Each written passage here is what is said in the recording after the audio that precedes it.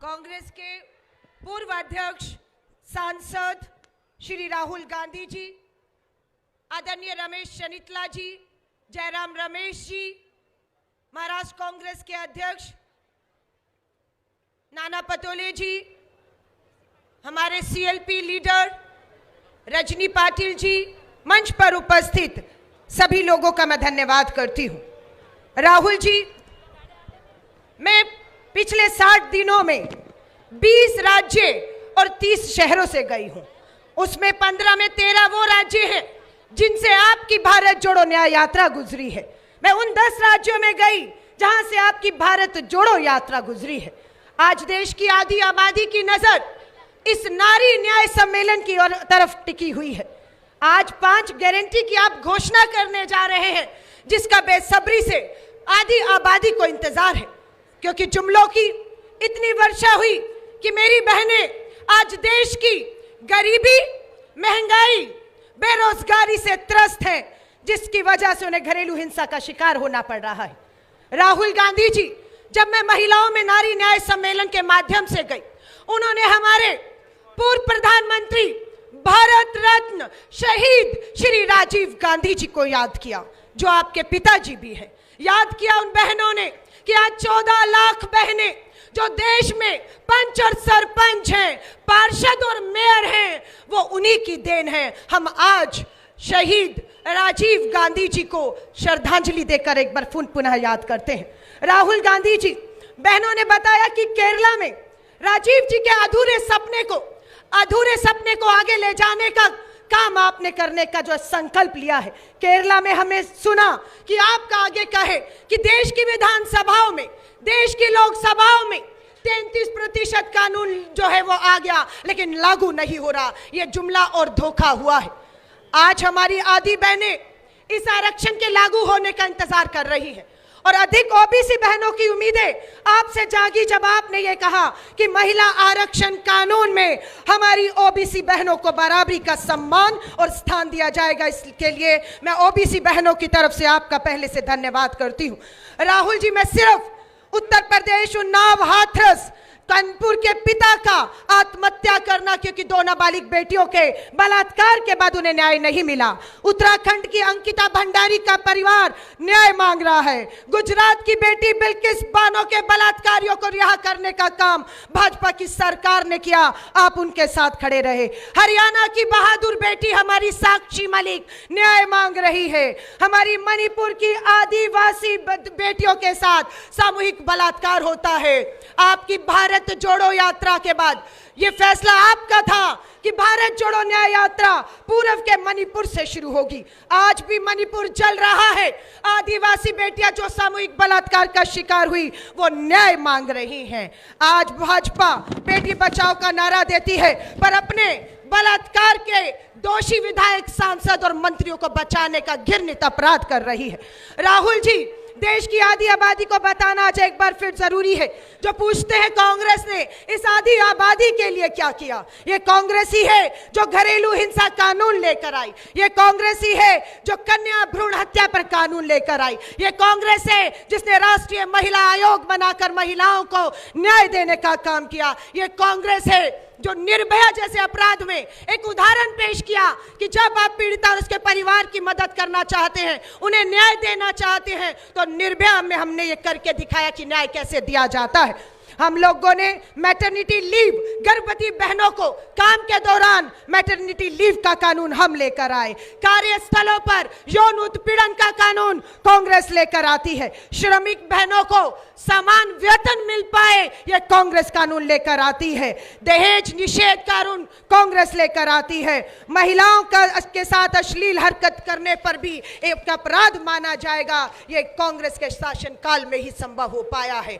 मैं राष्ट्रीय अध्यक्ष मल्लिकार्जुन खड़गे साहब और कांग्रेस के पूर्व अध्यक्ष राहुल गांधी जी के साथ श्रीमती सोनिया गांधी जी का भी धन्यवाद करना चाहती हूं, जो महिला के तौर पर 20 साल तक अध्यक्ष निर्विरोध चुनी गई और इस पार्टी को ताकत देने का काम करती रही। आज ये जो आधी आबादी है, श्रीमती सोनिया गांधी जी का भी इसलिए धन्यवाद करना चाहते हैं क्योंकि आज आपने नारी न्याय के तहत आर्थिक न्याय, राजनीतिक न्याय और सामाजिक न्याय और सुरक्षा देने की बात की है। राहुल जी, मैं एक अखबार सिर्फ आपको सौंपूंगी। इस अखबार की हेडलाइन है कि आज भी हमारे देश और गांव में 97% हमारी बेटियां पीरियड्स में कपड़ा इस्तेमाल करने को मजबूर हैं। हमारी बहनें सैनिटरी पैड गांव-गांव में बनाकर इसमें सामाजिक सुधार और न्याय करना चाहती हैं। मुझे उम्मीद है आर्थिक न्याय के तहत हर महिला के हाथ में काम होगा और अपनी कमाई होगी। आने वाली गारंटियों में इसकी झलक हमें देखने को मिलेगी। हर महिला के हाथ में अपनी कमाई और अपना जो है काम होगा। आर्थिक सशक्तिकरण की बात आपने की है। मैं एक बार फिर से मंच का तहे दिल से धन्यवाद करती हूं। मैं 2 शब्द कह के बात को समाप्त करूंगी, जो राहुल जी भी कहते हैं हम लोगों के लिए, कि कोमल है कमजोर नहीं तू, कोमल है कमजोर नहीं तू, शक्ति का नाम ही नारी है, जग को जीवन देने वाली, मौत भी तुझसे हारी है, मौत भी तुझसे हारी है।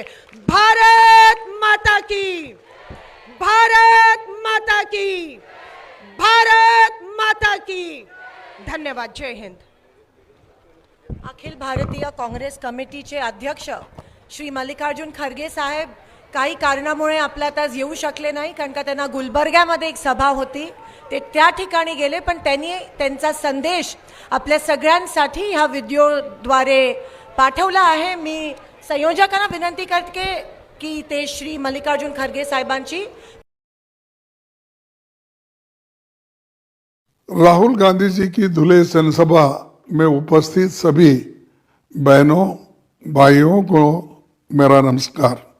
महिला हमारे देश की आधी आबादी है, लेकिन दुख के साथ कहना पड़ता है कि उन्हें पिछले 10 सालों में कुछ नहीं मिला।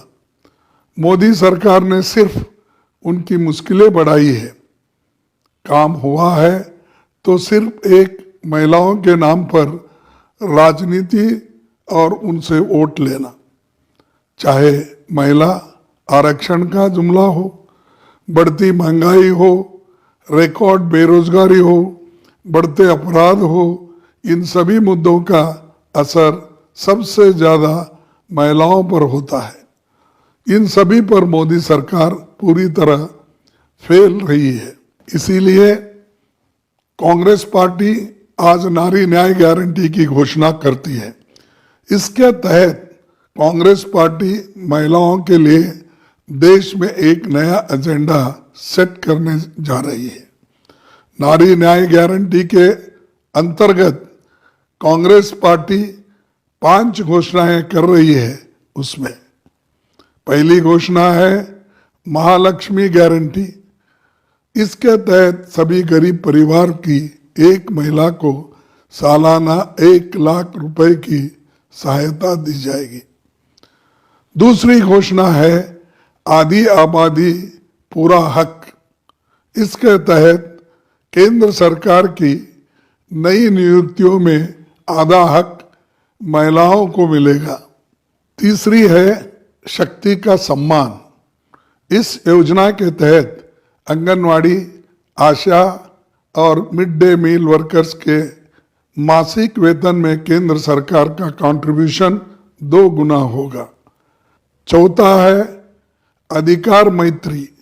इसके तहत हर पंचायत में महिलाओं को उनके हकों के लिए जागरूक करने और ज़रूरी मदद के लिए अधिकार मैत्री के रूप में एक पैरालीगल यानी कानूनी सहायक की नियुक्ति की जाएगी। 5वीं है सावित्रीबाई फुले हॉस्टल। भारत सरकार देश भर में सभी जिला मुख्यालय में कम से कम एक कामकाजी महिलाओं का हॉस्टल बनाएगी और पूरे देश में इन हॉस्टल की संख्या 2 गुनी की जाएगी। इसके पहले हमने भागीदारी न्याय, किसान न्याय, युवा न्याय घोषित की है और ये कहने की जरूरत नहीं कि हमारी गारंटी खोखले वायदे और जुमले नहीं होते। हमारा कहा पत्थर की लकीर होती है। ये हमारा 1926 से अब तक का रिकॉर्ड है। जब हमारे विरोधियों का जन्म हो रहा था तब से हम मैनिफेस्टो बना रहे हैं और उन घोषणाओं को पूरा कर रहे हैं।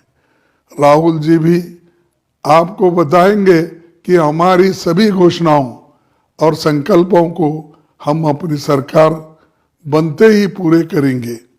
अब मैं राहुल जी से निवेदन करता हूं कि वो आपको संबोधित करें।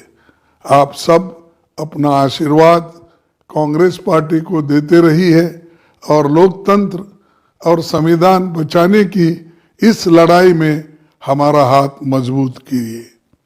आप सभी का बहुत धन्यवाद। जय हिंद, जय कांग्रेस, जय भीम।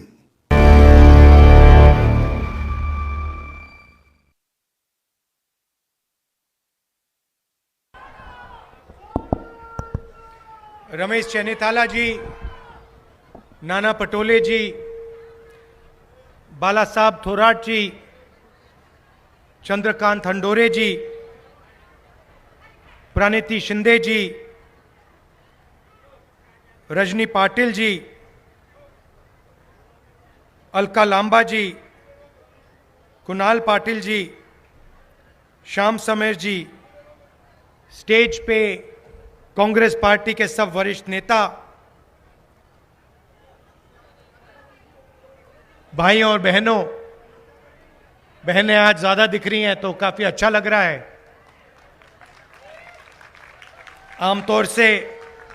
आमतौर से आपको पीछे बैठाया जाता है या कोने में बैठाया जाता है, आज पुरुषों को साइड में कर दिया है। अच्छा है।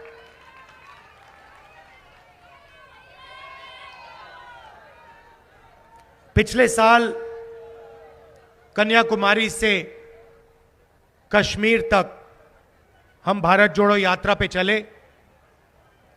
4000 किलोमीटर समुद्र से लेकर हिमालय तक चले और लाखों लोगों से मिलने का मौका, बात करने का मौका मिला।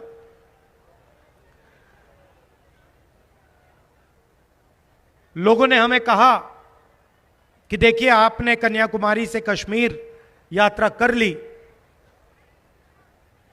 मगर बहुत सारे ऐसे प्रदेश हैं जहां आप नहीं गए।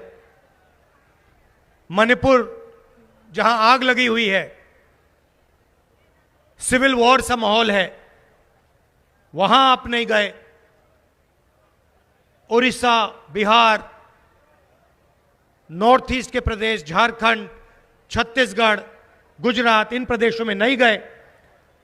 तो दूसरी भारत जोड़ो यात्रा होनी चाहिए जो मणिपुर से मुंबई तक जाए, और हमने ये बात एक्सेप्ट कर ली, इसलिए मैं आज आपके सामने यहां खड़ा हूं।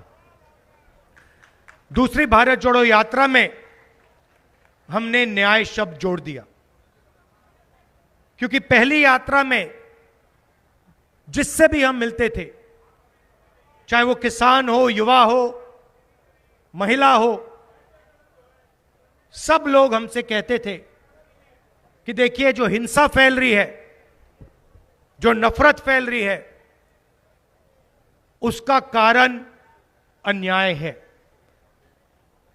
किसानों के खिलाफ अन्याय, महिलाओं के खिलाफ अन्याय, युवाओं के खिलाफ अन्याय, गरीबों के खिलाफ अन्याय, मजदूरों के खिलाफ अन्याय। हिंदुस्तान के 90% लोगों के साथ हर रोज अन्याय होता है। पता नहीं आप जानते हैं या नहीं, मगर हिंदुस्तान में 22 ऐसे लोग हैं जिनके पास उतना ही धन है जितना 70 करोड़ लोगों के पास है। एक तरफ 22 लोग और दूसरी तरफ 70 करोड़ लोग। जितना उनके पास धन, उतना इनके पास धन।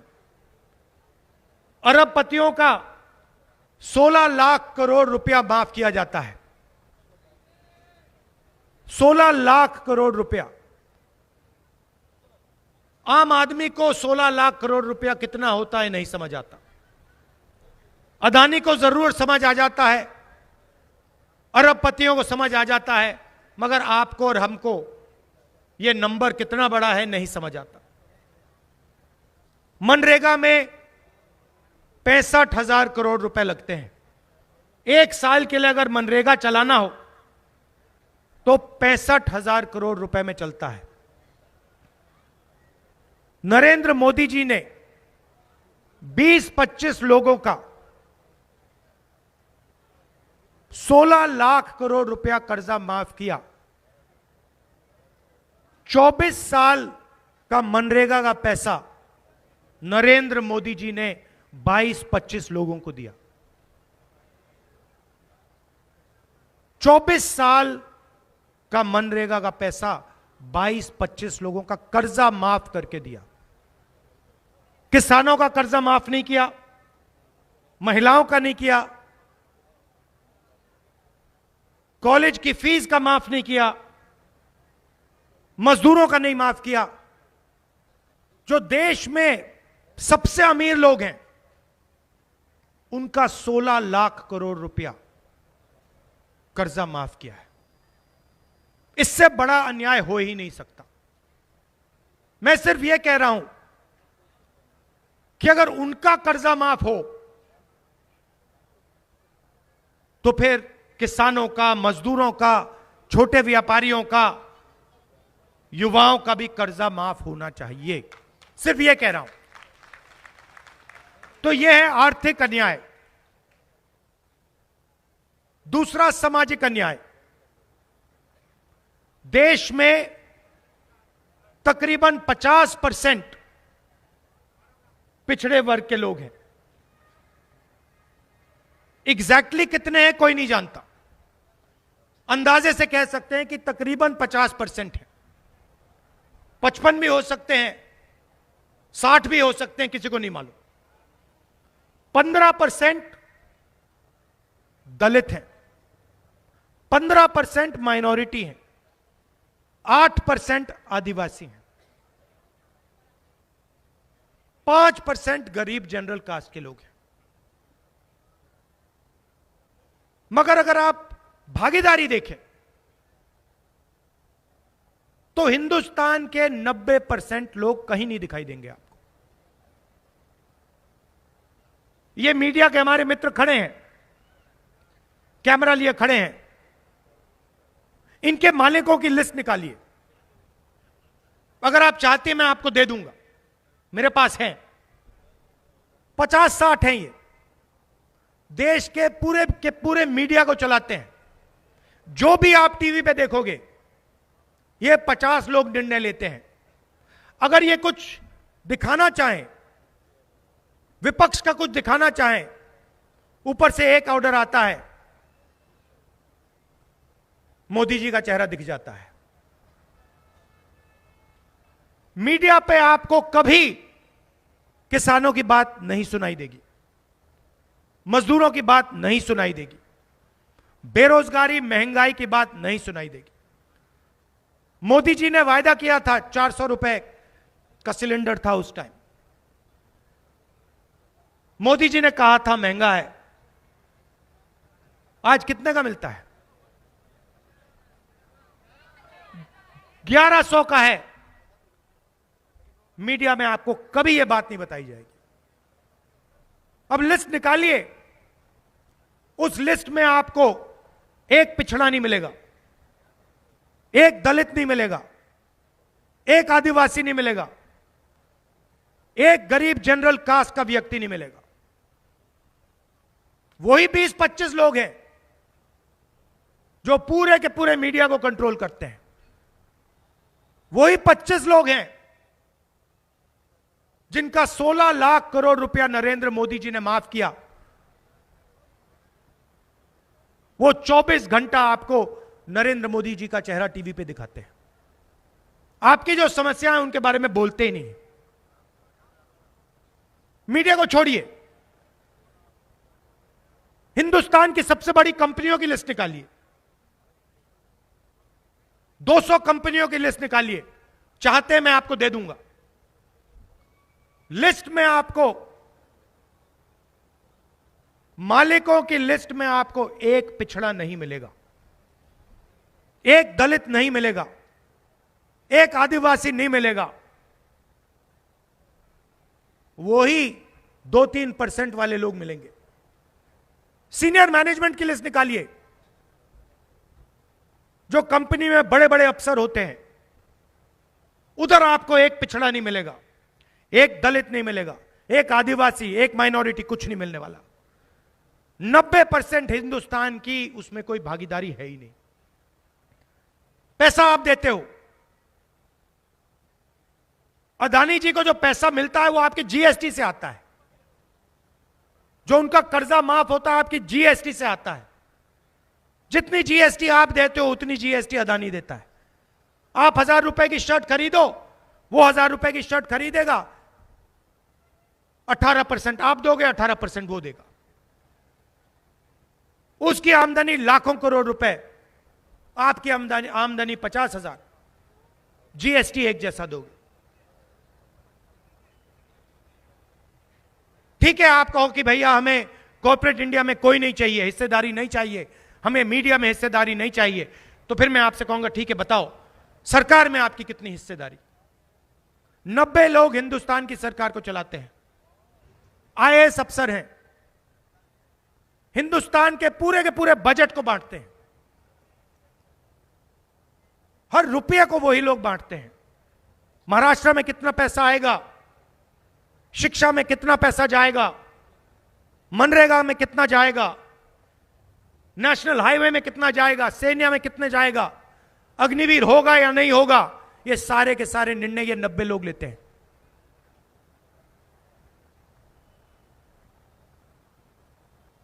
नब्बे लोग हैं। पिछड़े कितने? 3। दलित कितने? 3।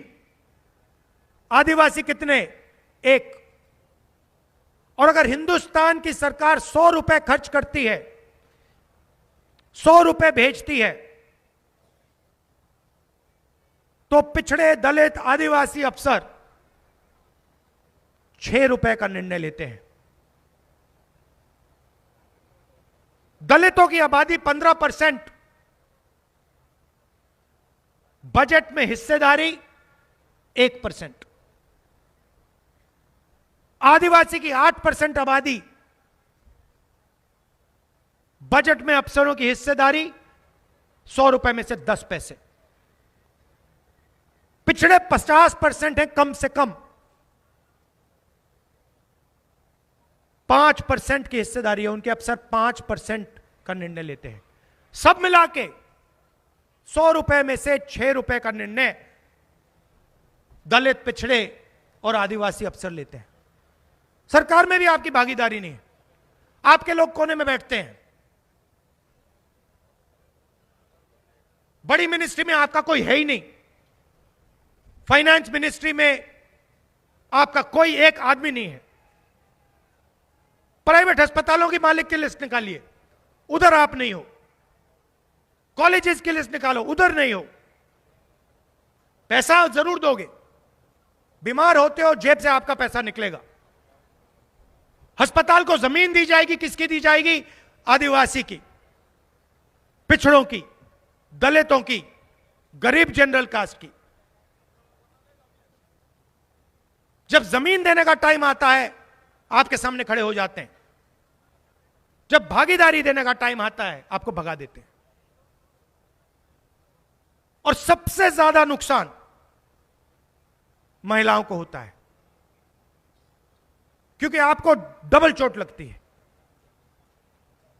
आप पिछड़े वर्ग के भी हैं और फिर आप महिला भी हैं, आप दलित वर्ग की भी हैं, आप महिला भी हैं, आप आदिवासी वर्ग की हैं, आप महिला हैं, आप गरीब जनरल कास्ट की हैं, आप महिला हैं। तो आपको डबल चोट लगती है, हर चीज में आपको डबल चोट लगती है। नरेंद्र मोदी जी ने धूमधाम से लोकसभा में आरक्षण दिया, पटाखे फोड़े, डांस गाना हुआ और फिर आपको बताया जाता है कि देखिए सर्वे के बाद आपको आरक्षण दिया जाएगा। सर्वे कब होगा? 10 साल के बाद। तो धूमधाम कर दिया, पार्लियामेंट में भाषण दे दिया, मगर आपको आरक्षण 10 साल बाद मिलेगा।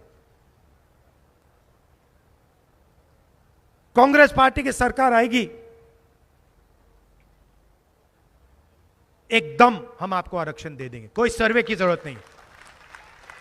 तो यह सबसे पहला काम है, क्योंकि हम चाहते हैं कि इन सब संस्थाओं में, हर इंस्टीट्यूशन में, मीडिया में, सरकार में, लोकसभा, विधानसभा, पंचायतों में महिलाओं की भागीदारी हो, महिलाएं दिखाई दें। आपकी आबादी 50% है। खारगे जी ने आज 5 ऐतिहासिक अनाउंसमेंट किए हैं। सबसे पहला और शायद सबसे जरूरी, हिंदुस्तान की हर गरीब महिला को, चाहे वो मजदूरी करे, खेती करे, छोटा जॉब करे,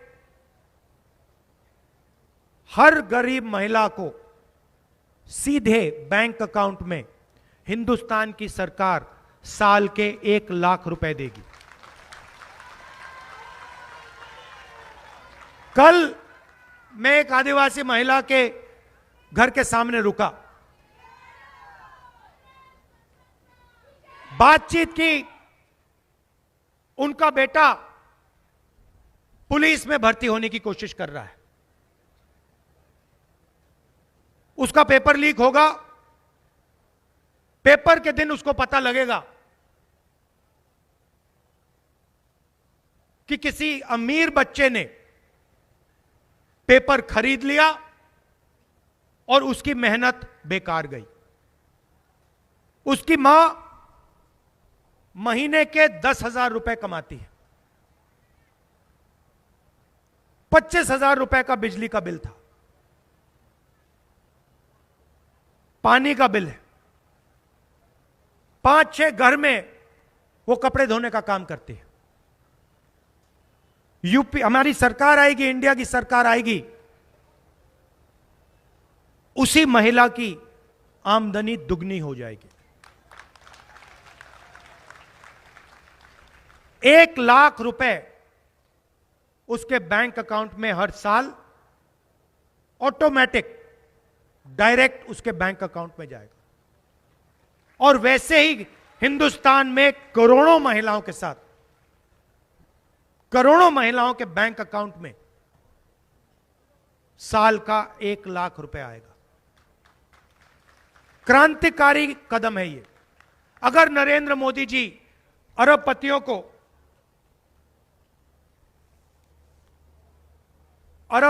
को 16 लाख करोड़ रुपए दे सकते हैं, तो हम करोड़ों महिलाओं को 1 लाख रुपए दे सकते हैं।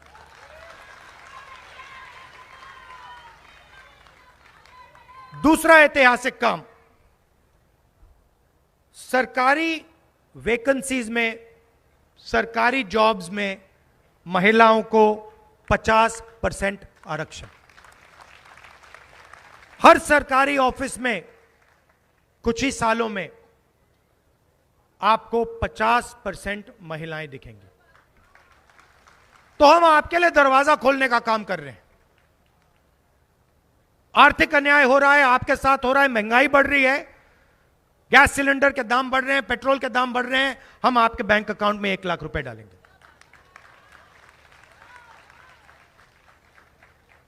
सरकार में आपकी जगह नहीं बनती, हम 50% रिजर्वेशन दे के आपको अंदर दरवाजा खोल के डालेंगे। आशा, आंगनवाड़ी और मिड डे मील में जो काम करती हैं, सेंट्रल गवर्नमेंट का जो भाग है, जो शेयर है, उसको हम दुगना कर देंगे। हर पंचायत में एक अधिकार मैत्री को हम अपॉइंट करेंगे। वो महिलाओं को उनके अधिकारों के बारे में समझाएंगी और उनके अधिकारों के लिए उनके साथ मिलकर लड़ेंगी। और आखिरी काम, सावित्री फूले जी की जन्मभूमि है, तो उनके याद में हम हर डिस्ट्रिक्ट में महिलाओं के लिए हॉस्टल खोलेंगे। जो महिलाएं काम करती हैं, जॉब करती हैं, उनके लिए हॉस्टल खोलेंगे। उनको वहां पे सिक्योरिटी मिलेगी, अच्छा भोजन मिलेगा। तो हर डिस्ट्रिक्ट में हम एक सावित्री फूले महिला हॉस्टल खोलने जा रहे हैं। तो ये हम आपके लिए काम करने जा रहे हैं। जो मैंने भागीदारी की बात कही, पिछड़े वर्ग की बात कही, दलित वर्ग की बात की, आदिवासी वर्ग की बात की, गरीब जनरल कास्ट के लोगों की बात की, कोई ना कोई रास्ता तो निकालना पड़ेगा। ऐसे तो नहीं चला जा सकता। रास्ता जाति जनगणना है। सबकी गिनती, पिछड़े वर्ग के कितने लोग हैं, दलित कितने हैं, आदिवासी कितने हैं, दलित महिलाएं कितनी हैं, पिछड़ी महिलाएं कितनी हैं, गरीब जनरल कास्ट की महिलाएं कितनी हैं, गिनती। और उसके बाद गिनती पे नहीं रुकने वाले हम, गिनती पे नहीं रुकने वाले। गिनती के बाद आर्थिक, इकोनॉमिक और हिंदुस्तान की हर संस्था का सर्वे।